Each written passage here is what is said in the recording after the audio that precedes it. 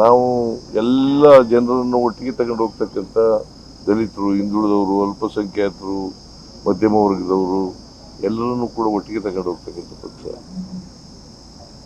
JDS ಅಲ್ಲಿ ಕುಟುಂಬ ರಾಜಕಾರಣ ಮಾಡ್ತಿಲ್ಲ, ನಾವು ಜನರೇ ನಮ್ಮನ್ನು ಕರ್ಕೊಂಬಂದು ರಾಜಕಾರಣ ಮಾಡಿದ್ರು. ಯಾರು? ಕುಮಾರಸ್ವಾಮಿ ಮೊನ್ನೆ ಅವರು ಮನೇಲಿ ಏನ್ ಮಾಡ್ತಾರೆ?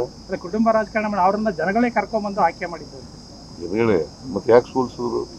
ಈಗ ಚನ್ನಪಟ್ಟಣದಲ್ಲಿ ಸೋತವ್ರು ಯಾರ್ರಿ? ಮೂರು ಸರಿ ಅವ್ರ ಮಗ ಅಲ್ವಾ? ರಾಮನಗರ ಅವ್ರಿಗೆ ಗೆದ್ದಿದ್ರಲ್ಲ 23ರಲ್ಲಿ ಗೆದ್ದಿದ್ರಲ್ಲ, ಅಲ್ಲಿ ಸೋತರು. ಯಾಕೆ? ಜನ ಕರ್ಕೊಂಡ್ಬಂದಿದ್ರು ಅವ್ರಿಗೆ. 22,000 ಅಂತರದಿಂದ ಗೆದ್ದದು ನಮ್ಮ ಅಭ್ಯರ್ಥಿ. 22,000 ಅಂತರದಿಂದ ಗೆದ್ದದು. ಆಯ್ತಪ್ಪ, ಅವರು ಹೇಳ್ಬೇಕಾದ್ರೆ ಅವ್ರ ಕುಟುಂಬ ರಾಜಕಾರಣ ಮಾಡಬಾರ್ದಲ್ವಾ?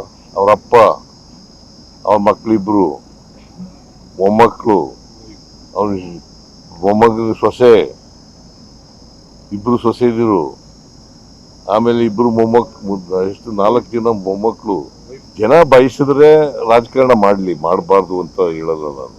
ಜನ ಬಯಸಿದ್ರೆ ಪ್ರಜಾಪ್ರಭುತ್ವ ಇದು, ಜನ ಬಯಸಿದ್ರೆ ರಾಜಕಾರಣ ಮಾಡಲಿ.